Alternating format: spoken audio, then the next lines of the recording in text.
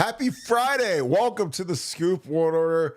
Whoo, boy, is Michigan about to get the hammer in a major way. We got some potential evidence of that, and we're going to go through that with you as always. If you guys enjoy our content, please leave us a like, click subscribe, also click that little alert bell. We are racing to 40,000 YouTube subscribers. So if you want to help us out in a big way, a lot of you guys love this show. There's always a huge percentage of you guys that aren't following our YouTube. So please click subscribe right now. It's completely free, super easy, and it's the easiest way you can help us. Also, give us a follow on Apple Podcasts and Spotify. Even if you only enjoy the show on YouTube, it's a super easy way to just support the show. Again, strength in numbers. It makes everything a little bit better when people can find the show easier, and leave us a 5-star review as well. Again, we thank you guys so much. Again, very grateful for what you guys have done. If you guys ordered merchandise, it's getting delivered starting today. A bunch of people have texted me, showed me their gear. Looks fantastic. Super excited for my gear to get here. It should be here tomorrow. It looks like. I looked at my check or my shipping, but I hope you guys enjoy it because the stuff looks fantastic. And so I say I thank you guys so very much for all of that. With that being said, ooh boy, Nevada. Ooh boy, I got a little bit of evidence. It's not looking too hot for Michigan. What you got?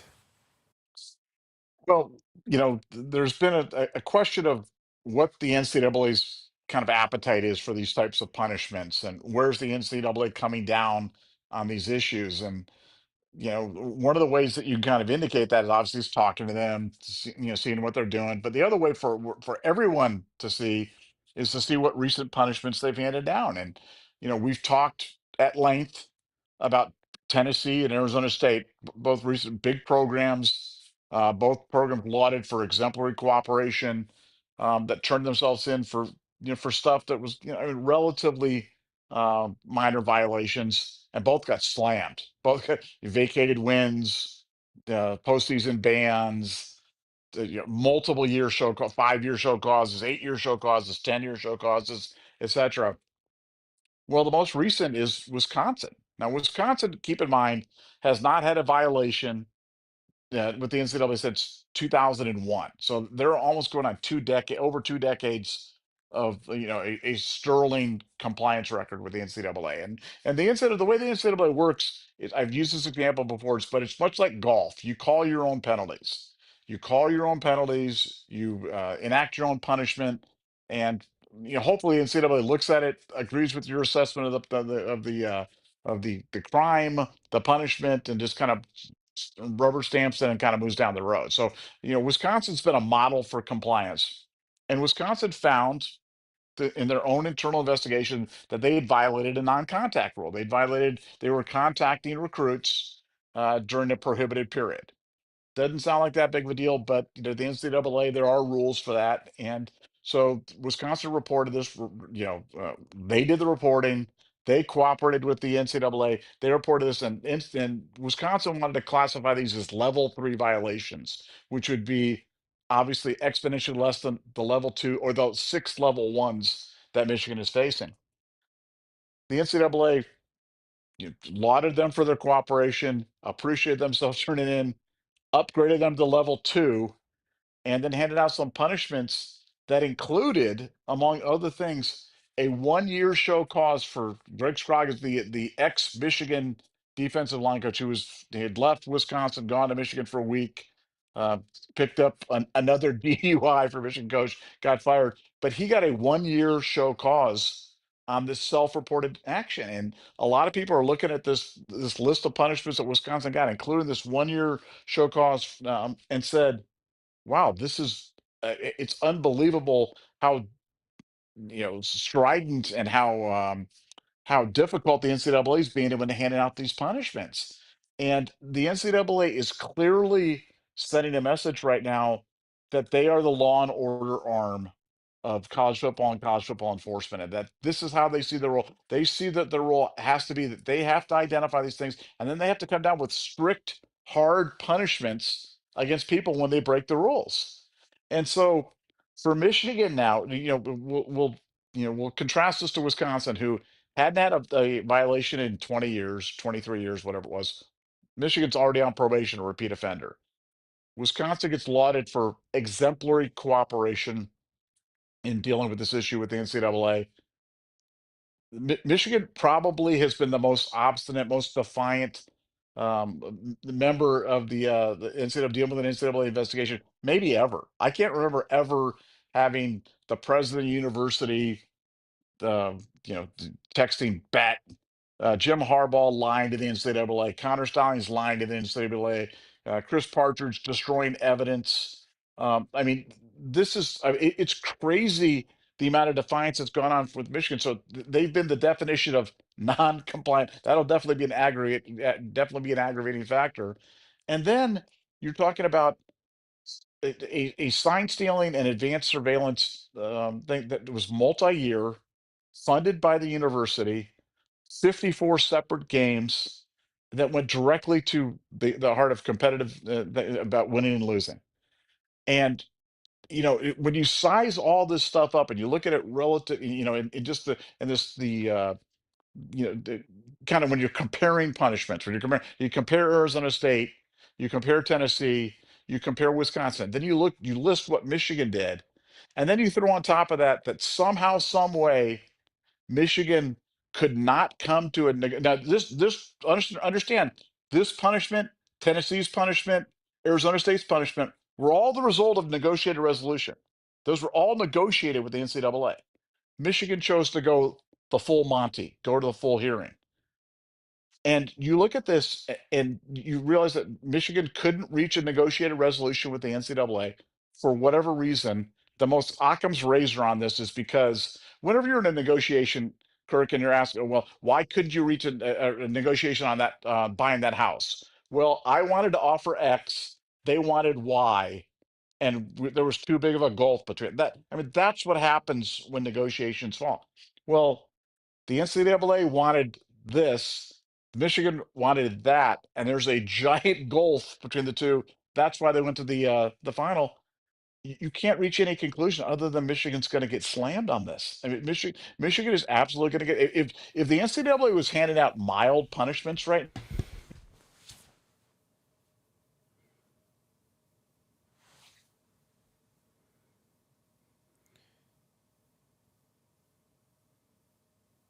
Yeah, I agree.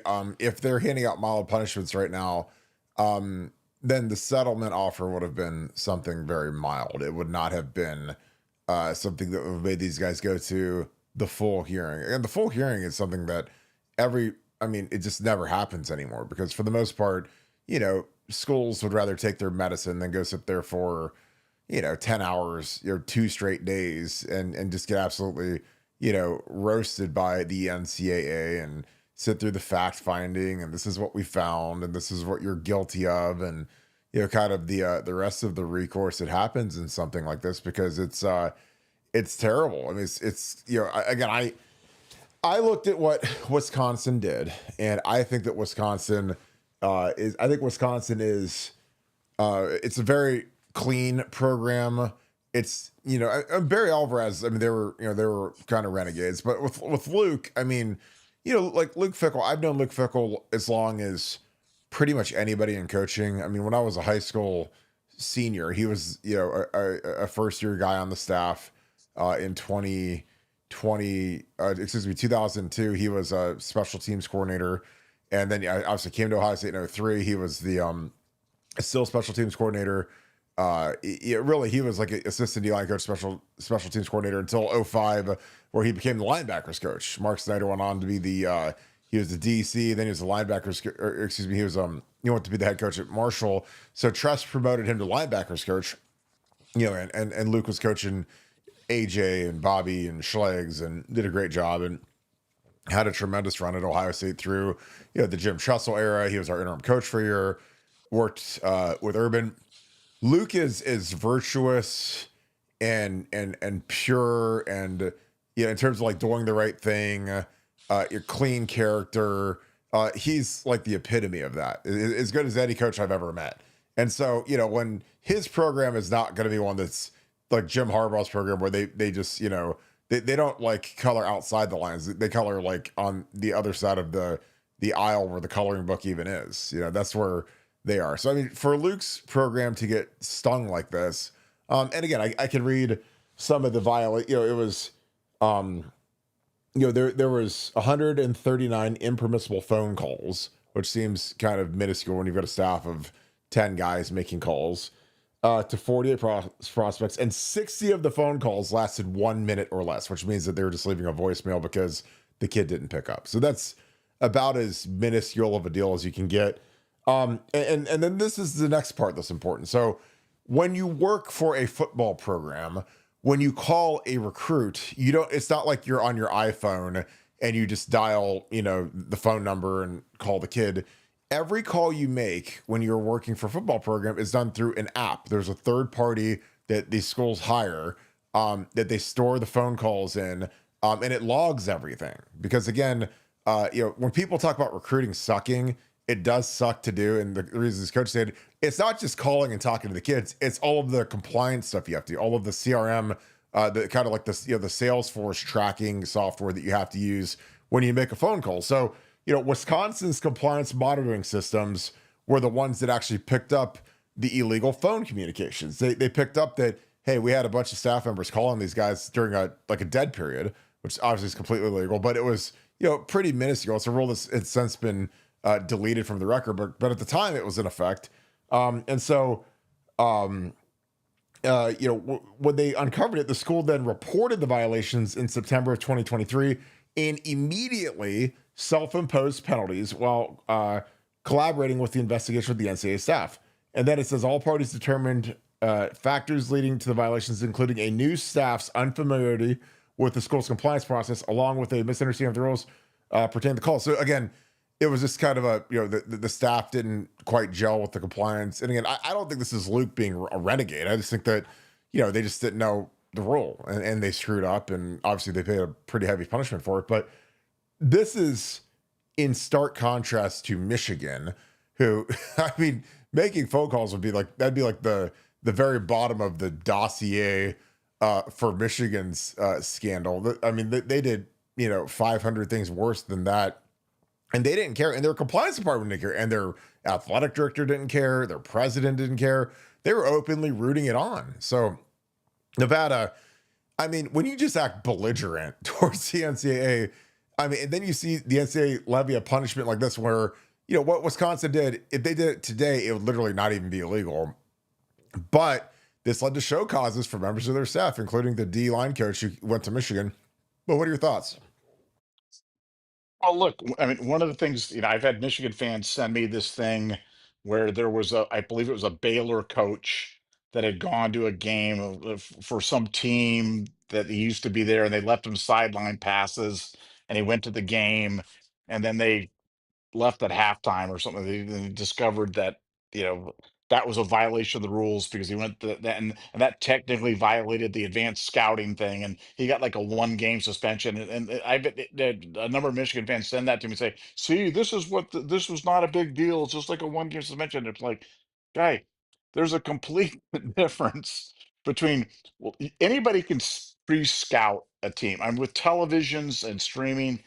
If you're playing Purdue next week, you can watch the game on TV. You can just sit down, watch the game on TV, and I guess you're pre-scouting Purdue. Whether you're doing that in person, whether you're doing that via television or whatever it is, pretty much the same thing. So yes, obviously that's different. Now going and recording produce signals and electronically using thing to create a signal book and use that to decipher them, and they go, now that's completely different. These things couldn't be more uh more different than I don't even know how to describe it, but I think that's what a lot of Michigan fans are kind of hanging on to, is the fact that uh, there really is no precedent for what's going on. So because there's no precedent, they believe there should be no punishment.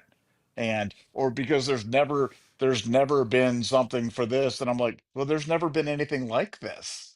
There's never been anything like this where a team sent a guy in disguise to the sideline, of another team, and had him sit there with recording glasses, recording the signals of an opposing team. And that's it's just never been done.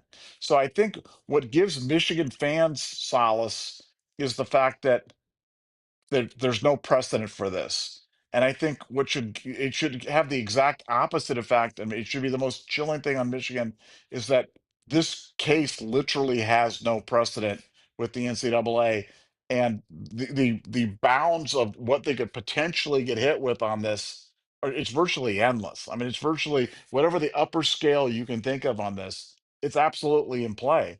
And when you combine that with an NCAA that is clearly fighting for its own survival, that is clearly miffed at Michigan. There's no way that they've got a good relationship with Michigan. There's no way that they're happy with Michigan. They're happy with Jim Harbaugh. They're happy with Yoko Ono. They're happy with the way that Michigan's handled any of that. They're not happy with any of that.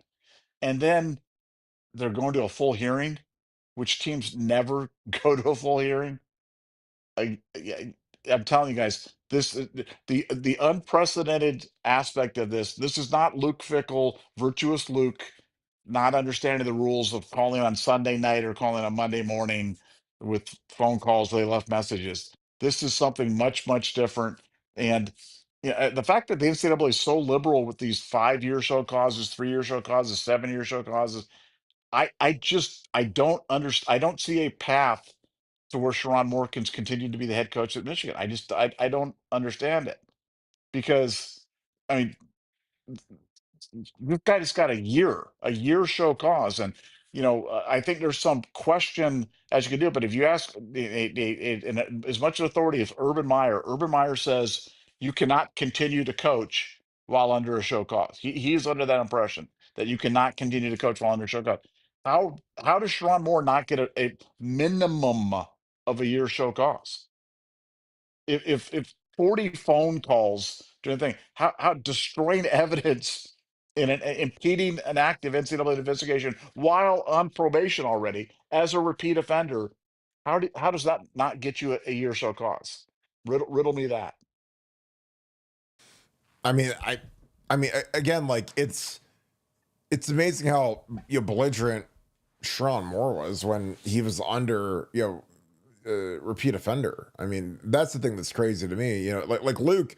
I mean, I don't want to say I feel bad for Luke, but I do feel bad for Luke. I know Luke, and it's like Luke didn't have a Mark Pantoni. Like he didn't have a guy that knew the rules, or he might have had some young gunner, high flyer dude with hair gel in his hair who doesn't really. He just wants to go get him and let's make the calls. But he didn't have a guy that was like, hey, we can't call until noon on Monday or what. There's always this moment in the calendar, and it's usually like midnight or something stupid like that, where it's like at 12:01 a.m. we can call the recruits. And so you'll have all these idiot coaches having to be up at midnight to call these kids and being the first ones to call, and the kids' phones start exploding because, hey, I'm going to call you at midnight. You're going to be my first call.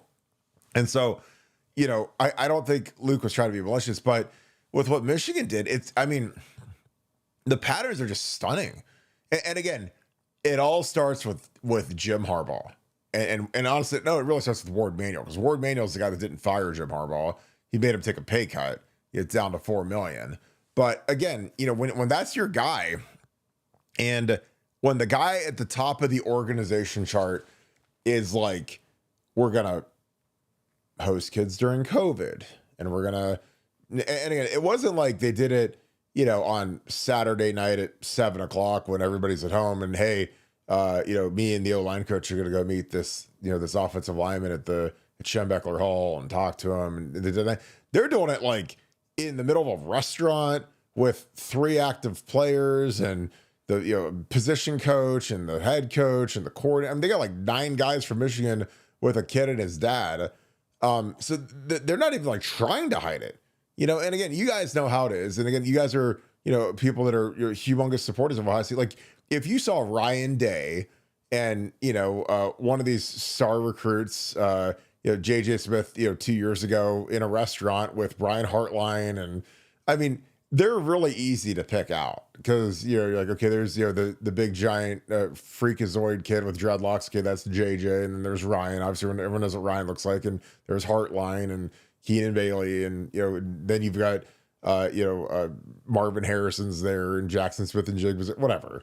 You guys get the drift. That's how they're doing. So when they're that crazy, then all of a sudden you go into the cheating thing. And it's funny, and it's really amusing when you say that some former coach at Baylor one time got a sideline pass and violated a rule that he probably didn't even know was a rule to go, to your former school's game and stand there for half the game and, watch it and then leave at halftime. But like that to me, it's an innocent error of just stupidity. And there's just certain rules that are stupid. Like when I was a coach at Ohio State, I couldn't go to like my high school's football game because you can only have so many coaches on the road at a time, and I was a quality control coach, so I couldn't go watch like my high school football game because my high school football coach was like my dad. So if I could get up to the game on a bye week, or if we had a night off and I could jet up to Massillon and watch the Perry game, I'd do it. But I couldn't legally do it, so I didn't do it. I wasn't about to. And again, it's not like anybody cares that I'm there or anybody knows that I'm there, but I wasn't going to risk it. Like, I'm not going to risk it. Oh, well, Kirk's there. And if it's like Perry versus Central Catholic, there's probably not going to be anyone even close to being an Ohio State caliber player. So, but even if you're there, they could say, hey, there was an Ohio State coach, even though I was a quality control coach on the sideline, and that's completely legal. So I didn't even risk it. Because then that was my mindset. Because like, what's the use of me risking that? Whereas, with Connor Steins and what he did, I mean, he's got people going to games. I mean, he's got a guy going to 7 different Ohio State games, getting video. He's got people going to the Penn State games, going to the Illinois games, going to the Georgia game. I mean, that's way, way, way, way different than, one coach went on accident one time to one game where he was there for one half. That's not a pattern of, buying, tickets to, 100 games and having, these little stringer dudes go on and having, the one little intern tell the one coach, hey, I don't want to, this guy wants me to drive to Athens, Georgia to go film the game from Ann Arbor. He wants me to drive, 16 hours to go watch this game and then drive 16 hours home. And I got to work on Sunday. So I don't know. What am I supposed to do? That's different universe. So again, I love when Michigan fans, and again, and some of the Ohio State media members are morons too, because they try to compare things that just they're not relevant. When you try to compare something like one guy going to one game and not filming, and he's there for a half a game, versus Connor Stein sending people and filming it. And again, I'd love to see the discovery on how much film was uploaded into the system or the hard drives that he withheld from investigation. I'd love to see that, because again, that's where the treasure trove is. And also, the belligerence that these guys have had through the entire investigation of the NCAA, Jim Harbaugh playing dumb, acting dumb. Oh, I wasn't there. Oh, I don't even know who that is. I've never heard of him before in my life. And then there's 7 guys that are like, well, yeah, you were there and you had your bacon cheeseburger and your milk at breakfast. And we have the receipt that says that you ordered that. And the kid's dad said that you ordered that and it was weird. And the kids thought it was weird. And the recruiting director thought it was weird, and the recruiting director paid the bill. I don't know. I'd never heard of that place in my life. I've never been there. It just sets the tone for just an elite level of stupidity. And that's what Connor Stein is. Again, Connor thinks he's the slickest, smartest. Like, it's like he's watched Goodfellas one too many times at the beginning of the movie where, he like winks at the judge and the judge winks back and then he walks out and, Robert De Niro gives him a big hug and a kiss, and Paulie gives him $1,000 cash in his pocket, says, hey, you didn't rat on your friends. Like, that's great in the movies and when the mob's got the judge in their ties, but the NCAA is not the mob. The NCAA, I'm telling you, these compliance guys, they don't like to be made a fool of. They don't like to be, played. And like I said, if I was running this thing and if I was their attorney, it's like, look, guys, this is really bad. So we're just trying we're not trying to skate on it. We're trying to just mitigate the damage and mitigate the punishment. So don't lie. Don't play smart people like they're fools when they've got all this evidence against you. And you just look like, I mean, they've got the gun casings. They got your fingerprints on the bullets. They've got your fingerprints on the dead bodies all over the place. They've got, your getaway vehicle. They've got your bare feet, blood stained in blood. They've got all this, like, let's try to get these charges down a little bit. And Michigan's like, nope, we ain't doing that. We're going to the full trial, baby. And it's going to be absolutely amazing. And so again, when these guys get lit up like a Christmas tree, it's going to be astounding how hard we're to laugh at the people that really didn't think the hammer was going to come, or the people that they post like a little tiny hammer. I'm like, what world do you live in? Obviously not reality. I mean, these guys are a lot closer to a Sharia law country that chops your arm off for stealing than they are California, where they give you they give you a hug and a kiss when you steal stuff. It's a different world, but just my opinion. Nevada, any thoughts on that? We could dig into a couple super chats. Well, yeah, and think about, I mean, think about Tony Petitti. Tony Petitti is the new commissioner of the Big Ten. He's presented with this case, and he takes the extraordinary measure of suspending Jim Harbaugh in the middle of the season without the benefit of the investigation being done, just based upon what he saw. He suspended him while they're undefeated, going for a national championship, and he suspends them for including the Penn State and the Ohio State games. I mean, if they're not hammered, the person who owes them apologies, Tony Petitti. Tony Petitti should come out and I'm so sorry, Michigan. I screwed up.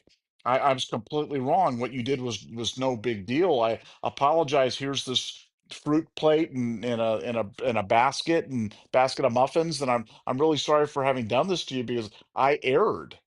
And I don't know Tony Petitti personally. I know him professionally, and I know people that do know him. He's an extremely sharp guy, an extremely sharp guy. And the idea that he would step in the middle of a season and go to the executive committee, which he had to do to get that 3-game suspension, go to the full, given the harshest penalty that he was capable of giving at the time, all based upon this. And Michigan people don't think the hammer's going to. I mean, I guarantee you. Here's what's going to happen: the hammer's going to come down, and then everybody's going to say, "Oh, well, we all knew it was coming." Yeah, we knew this. It's going to be so obvious at the time because all the signs are there, guys. They're foreshadowing that. They foreshadowed it with the language in the cheeseburger gate and the ruling that they gave you for the NCAA. They're foreshadowing it with the punishments that they're handing out to other schools. They're foreshadowing it by virtue of the fact that you were not able to reach a negotiated resolution with them. They're foreshadowing what's going to happen. They're foreshadowing it by what happened with the Big Ten and handing out a punishment in the middle of the season. It's all laid out for you guys. There's none of that stuff equals, oh, they're not going to do anything. Oh, they're only going to give Sharon Moore one more game for Oklahoma or whatever. That none of that adds up. It doesn't make any sense. For that to make sense, I mean, everything else would have to be a lie. Everything else would have to be completely, black is white, rainy is sunshine, dark is night is day. I mean, everything would have to be completely upside head. I don't think I think Occam's razor says you guys are getting the hammer. You guys are getting, because it's all laid out there. I mean, and everything that I just said is 100% fact. None of it's opinion. None of it's like speculation. I mean, everything that I just said is 100% factual. I don't know how it ends up with anything but a hammer, and with Sharon Moore. I mean, Sharon Moore getting absolutely blasted, but the entire program going down with him. Yeah, I mean, I'm just looking through. Like, I mean, do you remember off the tops? I don't remember this. How long Jim Tressel's show cause was? I think it was 5 years. 5 years. Jeremy Pruitt's Yeah. was 6, and Harbaugh's was 4. And Harbaugh's is that's just for that's not even for any of the Connor Stallions insanity. That's just for breakfast gate or burger gate or hamburger gate or whatever you want to call it, cheeseburger gate. So I mean, and that's obviously people say, well, Trestle's was 15 years ago, but like Harbaugh's is this year, so it's a different. Like I said, I would not be messing with the NCAA right now. And again, the way Michigan's handled this, I don't know how you retain Ward Manuel. I just don't. Like, I would be like, guys, like, at what point are we going to stop? Like, I mean, you've already shot your foot off, and it's like now you're like, you stand on top of a grenade and you jump on top of that and blows the rest of you up, and that's where these guys are, and it's stunning to me because there's literally people that don't think they're going to do anything, and I'm like, dude, when you're facing that many level 1 violations, I mean, that's like facing 20 felony 1 charges, and you're just like, well, I don't think anything's wrong there. It's going to be okay. It's like, I don't think so. I'd be a little bit more nervous than that. All right. We got a ton of super chats. I appreciate you guys jumping in here and paying it forward as always on this Friday. All right. Francis M. Plum, thank you for the 10. My fam is all LE. I'm told proceedings can bring about criminal evidence, then a criminal referral is made. This applies to NCAA hearings. Why is that? Why Michigan won't cooperate? Self-incriminating with gambling. I'm not sure. Nevada, do you know what the shorthand is for LE? Is that like litigation experts or something like that? My fam is all LE. I don't know. I don't know either. I don't know what that means. I mean, look, I think I mean the reason Michigan hasn't cooperated is just because they chose not to, and that's been their stance since day one. I don't think it's a matter of self-incrimination. Um, again, the gambling cookies was daily fantasy stuff on Weiss's computer. So I am certainly not purporting. I'm not saying it wasn't there, but I'm not purporting that there was a big gambling ring going on at Michigan with Michigan coaches. I don't know that to be fact, so I'm not going to say that. But I do know that gambling cookies were found on his computer. But I don't think that was a big enough issue for them to try. I just think that they decided early on that they were just going to try to brass this out. They didn't believe that the NCAA and the Big Ten would see this thing through to the end, and they thought that they could just get by just flipping them off. And I think people miscalculate all the time. People miscalculate in life, in love, in business. They do it all the time, and they made a massive miscalculation. And unfortunately, they caught the NCAA at a time where it's like you want to go there when you have like the prosecutor that's the guy that's going to let you off and want to do it, and somehow that person left, and now you've got the law and order guy, and that's the person that's in there doing it. I mean, they have bad timing right now, because this is a bad time to be in front of the NCAA when the NCAA is literally fighting for their existence. They're literally fighting to exist as an organization going forward, and to find their role in this new college football new world order, and they feel it's enforcement arm. And while everybody's looking at them say, well, then enforce stuff, guys. And nothing could go back and look at what they did to Penn State. I mean, Penn State got they got every win, yeah, or I think every game vacated for 13 years, 4 years of a postseason ban, $20 million fine. I mean, and that was for something that had nothing to do with something on the field. It was without precedent, and it was horrible, but it had nothing to do with that. Had nothing to do that. Everybody says, "Oh, you can never have a postseason ban or anything without ineligible players." Or well, no, that one did. That one at 4 years and 13 years of games vacated. So like you can have that, had nothing to do with an ineligible player. That had nothing to do with a player at all. That was Jerry Sandusky. So this one is about stealing the signals from via illegal electronic surveillance, and then using it to affect games. I mean, I, like I said, that's they're not in a good spot at all. Yeah, I agree. Because I mean, I remember like when that Penn State stuff went down, that went down in 11. I mean, I remember Paterno died the week we played him in 2011, and it was weird. And then 12, that's when Bill O'Brien showed up, and their roster. I mean, they were down. I don't know if they're down like 20 scholarships, but I just remember like their roster was just completely gone, and this is pre-portal. So I mean, that was you know just absolutely devastating. If that was something that would have been inflicted on Ohio State for the tattoo gate stuff, I really don't think Urban would have taken the job. Now he might have, just because he's that ambitious, but if there's one thing I know about Urban Meyer, he wants every advantage in the history of mankind on his side. And again, that's fine because he earned that, right? Because he was so spectacular at Florida. But like, if you played against Urban Meyer in Monopoly, he would want to start with like Boardwalk, Park Place, and the 3 green properties, all with hotels, plus an extra like $5,000 cash, and then he'll play you. Like that's the kind of guy he is. He doesn't want he doesn't want it to ever be a fair fight. And again, I get it, but that's there's a 20 scholarships reduced. I mean, you saw how bad it was about the bowl ban. I mean, it might have cost him another national championship, especially if he played Notre Dame. So I think we could have ran through them, even though we weren't very good, but neither were they. It just would have been one of those technical matchups where Bama would have been left out, and again, sometimes it's just timing is everything. It's like I always tell people, I was like, man, I wish I could have played Notre Dame in the national championship. I had to play like LSU in Louisiana and Urban Meyer in Florida. It's a different world when you play. If you get the softy at the end. It's easy. Now, mind you, Ohio State had to go through Oregon and Texas, who are significantly better than Notre Dame, in my opinion. But hey, they won them all and they got it done. So it's it's just see that 2012 season. I'll look back at that for the rest of my life and be like, we could have won a national title, and instead we played the Gator Bowl, the Tax Slayer Bowl versus the Florida. 2 6-6 teams played on like January 1st or whatever. It might be like January 2nd. I mean, it was bad as you could do. Chris Davis, thanks for the 5. Do you think Michigan will get vacated wins and or a postseason ban?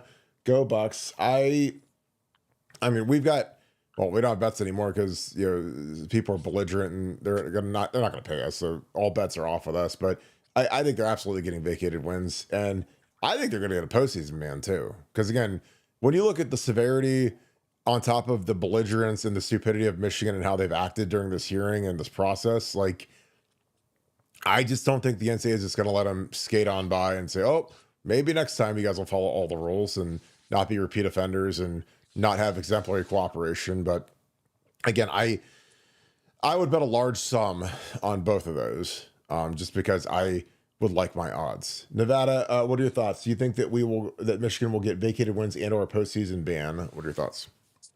Yeah, I mean, yeah, I agree with you. I would bet on that. I think that's the most chalky outcome right now. I think it's an open question of how many vacated wins and how long is the postseason ban. But I think the fact that they're getting one is that's a heavy betting favorite on both those things, and I just don't see how there could be any other outcome. Man, now you're dealing with a jury. I mean, so a jury, they could decide anything. They could decide anything, but if you ask me based on what I know, based upon all the entire fact pattern of what's going on here, and ask me to handicap it, I think it heavily weighs towards the over, in terms of punishment on this, because it's the NCAA is not handing out lenient punishments anymore. They're just not. You just show me one. They're just not. They're not. They're for level threes. They're giving guys 1 year show causes. So for 6 level 1s, for the biggest on-field cheating scandal in the history of college sports, I don't see how they would possibly escape that. So that's my opinion. Yeah, I agree. Like I said, the combination of the repeat offender, lack of cooperation, and then the severity of the violations. I mean, these aren't.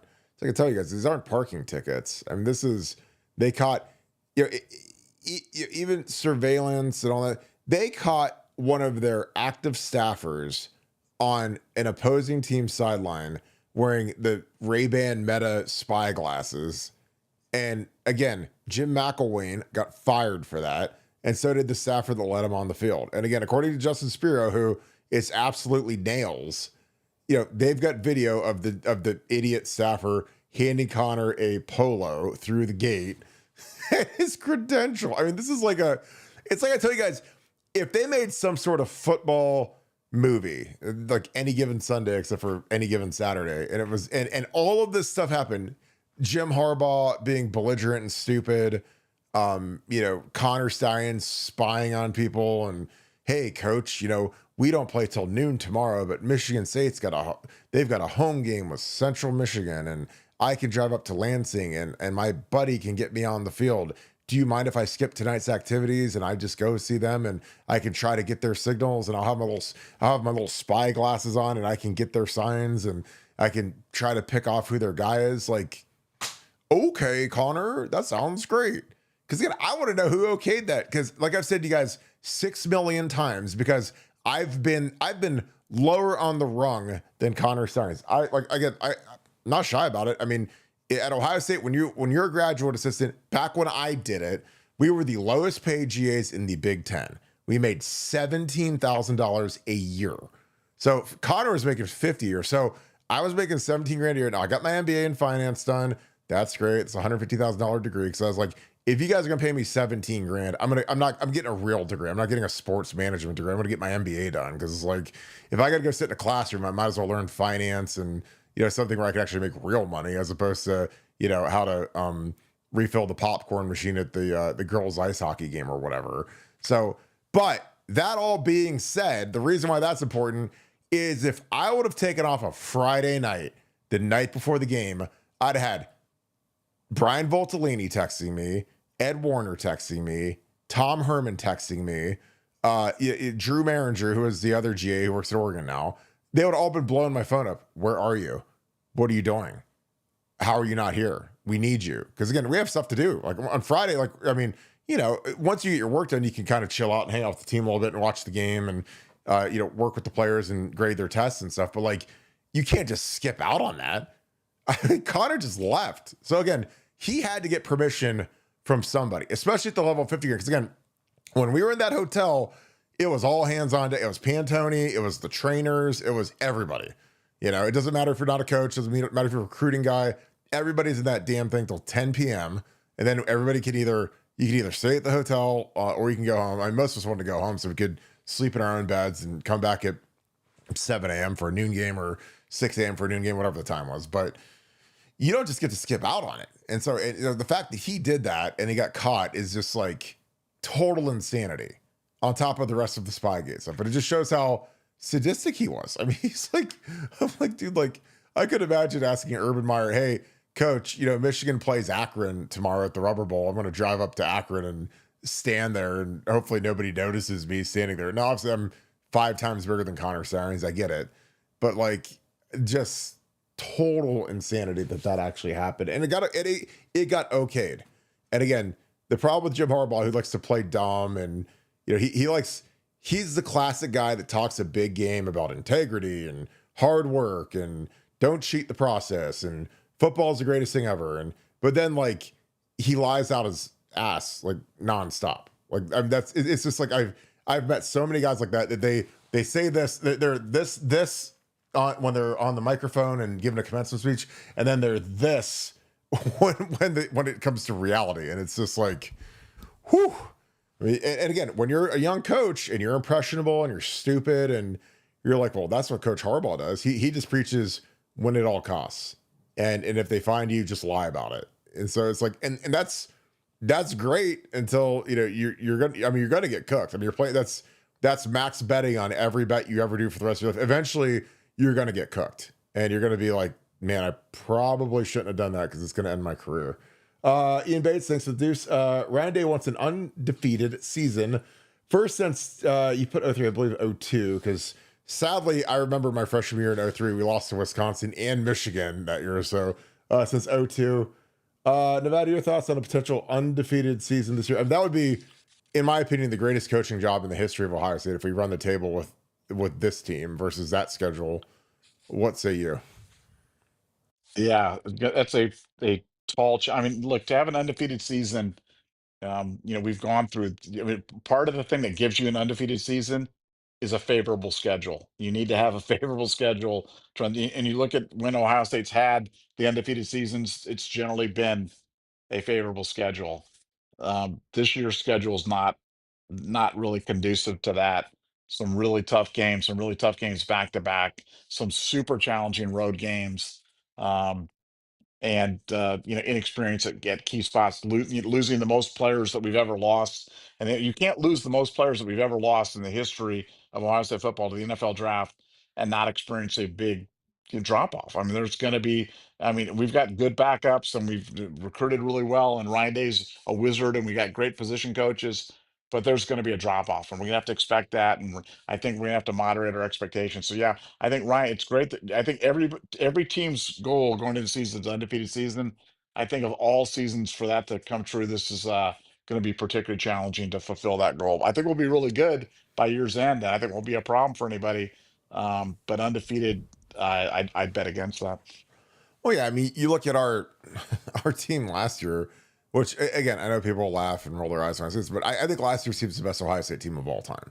I do. I mean, you look top to bottom, and then you end up looking at the draft picks and the fact that we never really get to see the team at like full strength because early in the season coming out of camp we had that hand, foot, and mouth disease or mad cow, whatever it was. We're like the offensive line was.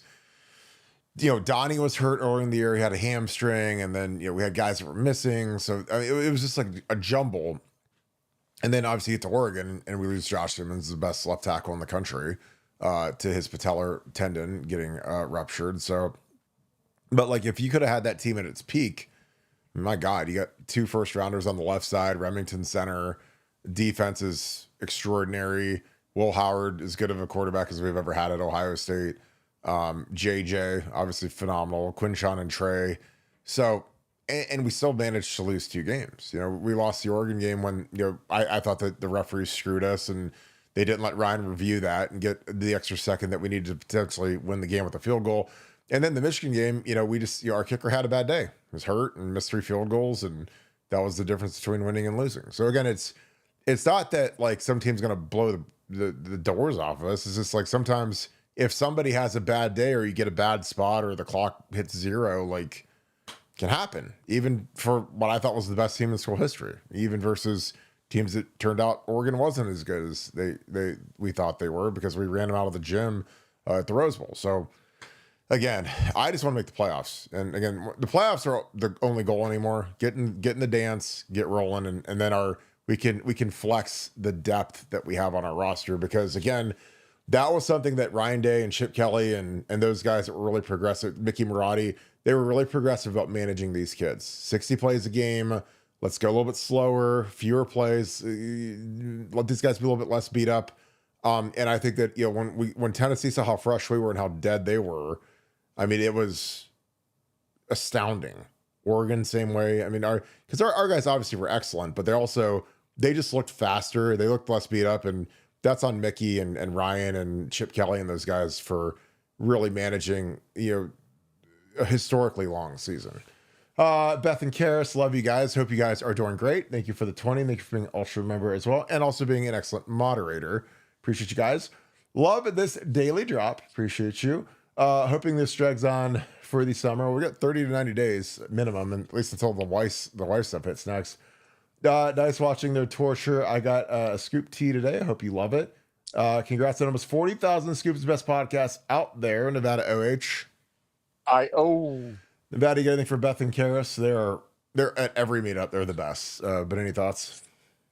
Well, not just, I mean, look, this is why we have a great podcast, because we have great listeners like that, and we just are so humbled by your support and really appreciate you being there and being there for us, and just yeah, like I said, we just really appreciate it. It's people like yourself that make this so much fun for Kirk and I to do every single day. And if we didn't have people like you, we wouldn't do it. But so thank you, and we appreciate you being here. Yeah, and again, the regulars, you know, are amazing, and then the other people that jump in the chat, you know, as often as they can, it's astounding. But there's a lot of you guys are on. You guys are on every night, and you know, it's Friday night, and me and Nevada, we have families and wives, and this is more important to put on a good product than anything. So we appreciate you guys recognizing that, being a part of what we do, because it is important. Again, we pride ourselves in accuracy, quality, entertainment value. So, you know, when you say something like the Scoop is the best podcast out there, it means a lot, because we work when others won't work. And we also, we put a lot of pride into our content. I mean, we talk, me and Nevada talk 10 times a day, and, you know, he knows I call him constantly saying, hey, did you see this? Hey, is this a good topic? Hey, should we put this in the show? You know, and then we always have like a great rapport of building the show out. Cause again, we want it to be quality. That's something that's important to us. So, I'm glad that you guys enjoy it, and it means a lot to us, because like I said, there's, you know, the reason why 99% of podcasts fail is because they never get off the ground, but we kept rolling, and it's just turned into this monster where, you know, again, you look at our views every night, and we get more views than basically all of our competition combined almost every night now. Because again, we work harder and we have better information. And frankly, it's just a better product. Yeah, because again, I watch some of them and they're unwatchable, but that's their issue. It's not ours. But, you know, I'm glad that you guys can see that, you know, people lie, but numbers don't. And we're really proud of what we've built with Buckeye Scoop and the Scoop family. So thank you guys. D Sunny, thank you for the 5. Like you've said, if the scandal was State, oh my God, it would be headline news daily. Why does everyone else hate us so much? Nevada, I'll let you go first on this one, because, you know, I'm going to be preaching on this. Oh, so is there a question? Is there a question in there? Why does everybody hate us so much is the question. I don't know. Here's what I found in life. What I found in life is if you're successful in life, if you achieve a lot in life, then Well, generally and you this have is more to try. specifically towards Ohio State, not me and you. Why does everybody hate Ohio State so much? I, That's what I was gonna say. I mean, if okay. you're Ohio State, if you're the New York Yankees, if you're the, what Elon Musk, if you're, you're just gonna have people that, you know, don't like you, and it's just like, I mean, that's just kind of the way that I just think it's just I think it's a price. If we were, you, you know, you know, pick a Washington State, nobody would dislike us because we're irrelevant.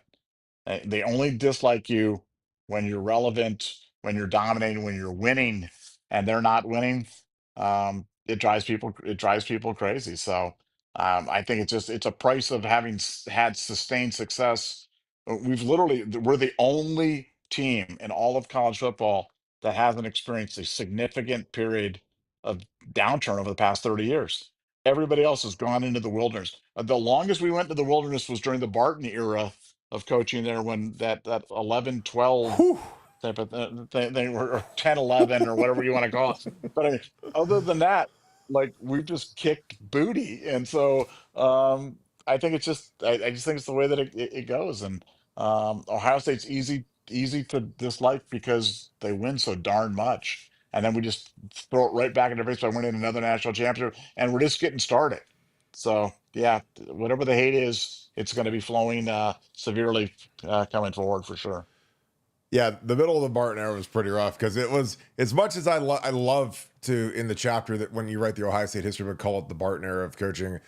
That middle year was we lost Jim Tressel and Terrell on Memorial Day. The same day we lose, the best coach in the country, and we also lose the best player in the country, who happened to be a quarterback, he was the human eraser. Because if we sucked, man, Terrell somehow made us good. I mean, again, you watch those 2010 games, you go watch Iowa, Arkansas, like, Terrell was he was so good, and he was such a gamer. He was kind of a goofball and kind of aloof and not very smart, but like when he got out there, man, that dude was. I mean, I never worried about where Terrell's head was when the game, when the foot hit the ball, and we had Terrell take the field. I was like, yeah, we're gonna be all right, because he'll figure it out, and he did. I mean, he was absolutely insane. I think that there's this theory that I always have about Ohio. And again, you guys are going to think that Kirk's, prophesizing or whatever, but there's a reason why Ohio is a ratings magnet. Like, again, Colin Cowherd, who is one of Nevada's good friends and I think he's an absolute genius, and he's made a humongous podcast network with Volume, and he's been the face of Fox Sports for a long time now. He makes a living off of agitating people from Ohio. He talks about Ohio State football. He talks about when LeBron played for the Cavs. It was like the LeBron-a-palooza. And whoever the Browns, if it's Johnny Manziel, Baker Mayfield, now he's got Shador, that's always a big topic of conversation. So again, Ohio people are hyper proud of everything that we have going on. So, and the media knows this. And a lot of times they like to play us like a fiddle, because they know that that we are people that click on websites. We click on links. You go on ESPN.com, you go on Twitter. So if there's an article about Ryan Day or about Ohio State or about, the Browns, but especially about Ohio State, because Ohio State is just so overwhelmingly powerful in the state of Ohio. Because, like, let's face it, the Browns stink, the Bengals stink, the Cavs let us down this year, Indians have lost in the World. It's like the one team that has actually come through in the last, so I mean, obviously the Cavs won it with LeBron, but other than that, every other team has failed us when we needed them the most. So Ohio State is the lightning rod, and these media companies know it. They, again, I'm not political, but it's like the same reason why every network in the world talks about Donald Trump incessantly, especially the liberal ones, because people click on that. People tune in to read about it. Like if Donald Trump's not the president, all of a sudden their ratings go down like 50%. If Ohio State is irrelevant, then it would be horrifying for their ratings. It's like Caitlin Clark. Caitlin Clark, when she's out for a prolonged period, the WNBA TV ratings dropped by 50%. That is it's a one-person league. And with Ohio State, we're kind of that effect. That's why the Fox puts us on Big Noon like 8 times a year, because if they put on the Penn State versus Indiana game instead of Ohio State versus whoever, UCLA, then they're not going to get the ratings because people want to watch Ohio State. They want to watch the world famous Ohio State Buckeyes. So I don't know. Like again, people they hate us because we've been so dominant, and we're the flagship school of the North. We're it. If we don't win it, then we don't really have a shot. There's nobody else that can really. I mean, Michigan did a couple years when they cheated, but other than that, like since '97, I mean, it's been like SEC a palooza, winning in the national championships and USC and Oklahoma. But like we've been it, so that's why people hate us, because they like to clickbait us because Ohio State is topical, and there's a reason why there's 700 websites that cover Ohio State football, and it's the largest beat in the history of sports, at least domestically. I'm not going to talk for European soccer team or whatever, but nobody's got as many websites or people trying to cover it, and none of them are as good as us. It's not even close. The Triple S podcast, thank you for the 14. Would you rather a 3-year bowl ban with no vacation, or full vacation of 21, 22, 23, including Natty with no bowl ban, if you could only have one? Also, when do you bench Davison Igbinosun for Devin Sanchez if he's still grabby early? Nevada OH. That all should go first. Would you rather a 3-year bowl ban, so looking forward with no vacation, or full vacation 21 to 23, including the Natty, with no bowl ban? If you could only have one, what one are you picking? Well, first of all, it's a great question. I mean, it really is. That goes right to the heart of the matter. For me personally, I'd go for the 3-year postseason ban, because that'd be devastating. Every player on their team would be leaving, their coaches would be leaving. I mean, it would devastate the program from that standpoint. So I think I would go with that. But I know a lot of people, a lot of reasonable people would go the other way. But for me, gun to my head, if I had to pick only one, I'm going to go with the 3-year bowl ban going forward. As for Davison, I think Davison's going to be great this year. I agree. The number of penalties he got last year was, I've never seen anything like. I don't think anybody's ever seen anything like it. They got to coach that out of him. You can be physical and not pick up 19 pass interference calls in a season like he did. Um, and Devin's a heck of a player. I don't think Devin's going to get past. I think they're both going to coexist on the field this year, because Devin would have to be really, really good to get past a guy who's been so experienced as Davidson. But hopefully they coach it out of him. I know they've been working hard on that, so hopefully that pays dividends in 2025.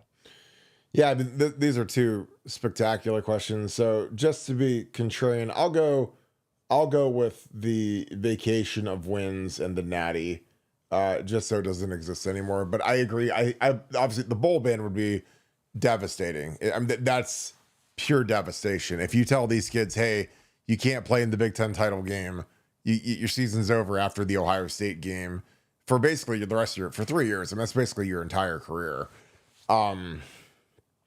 I just think the roster would be completely decimated. I think that the portal kids would be walking out of the portal. You'd have to replenish it with D-level talent. It would be that would be a more severe punishment to me if you had a 3-year look forward bowl ban than the vacation. But I like taking the Natty down. Again, I know that it so happened in the minds of the warped, but there's just something like, when you look at our 99 basketball team, like they don't have that banner up anymore. It's gone.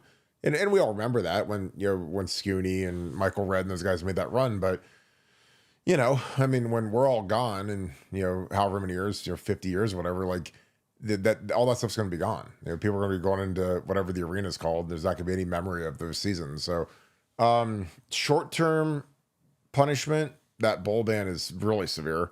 Long-term, I think, deleting a season, it stings. Again, you can say, oh, well, I remember it, I was there for it. But, the fact that I was on a coaching staff in 2010 that had the entire season vacated in that Sugar Bowl win versus it was our first SEC win is vacated. There's no memory of that in the Woody Hayes, and it's not credited in the schedule or in any program. Like, that it sucks because I mean that hurts Trustle's record because he should have another win versus Michigan, but I don't know. It is what it is. As for Davison and Sanchez, well, Davison, he came back to help his stock on the draft, and again, he's super talented and looks the part. And, he knows if he has another season like last year, and again, mind you, he changed that Penn State game. He made that play, that pick. I mean, that was an incredible play that he made.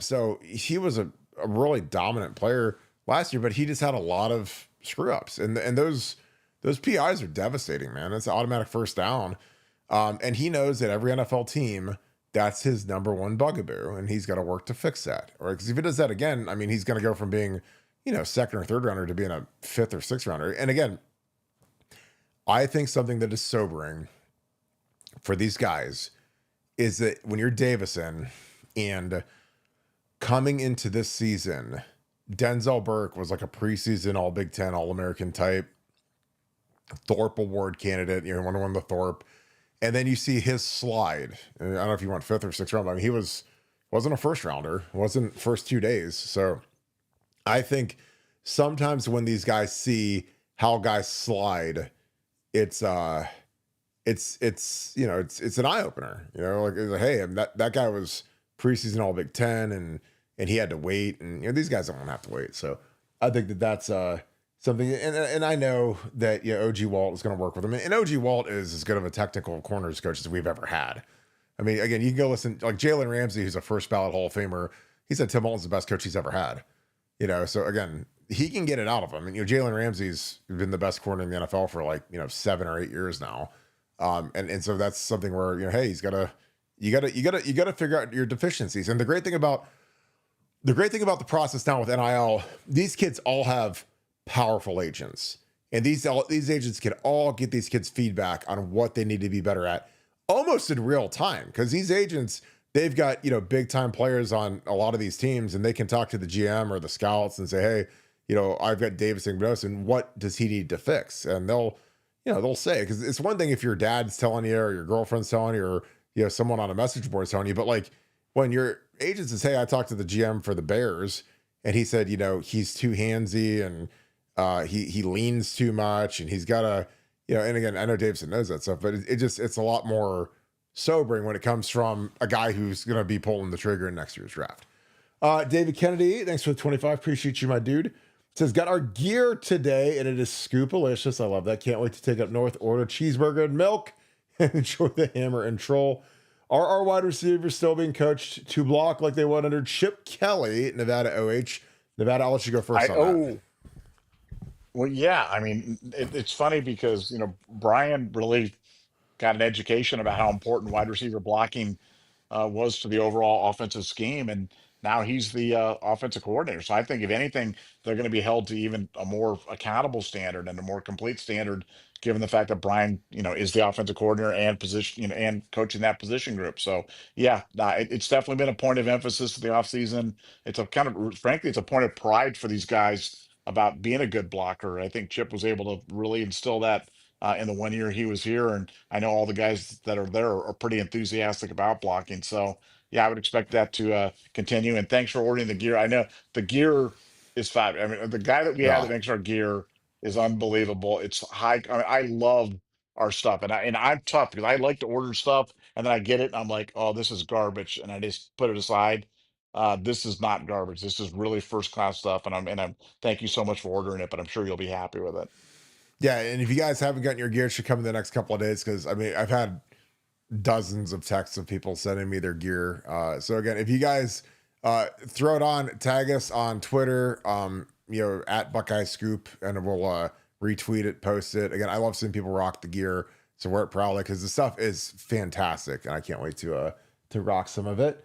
Another one from David Kennedy. Thanks for the 5. He says, is the NCAA holding off on, quote, lack of institutional control because they still need an escalation room for the upcoming Weiss and gambling cases? Nevada OH. What are your thoughts, Nevada?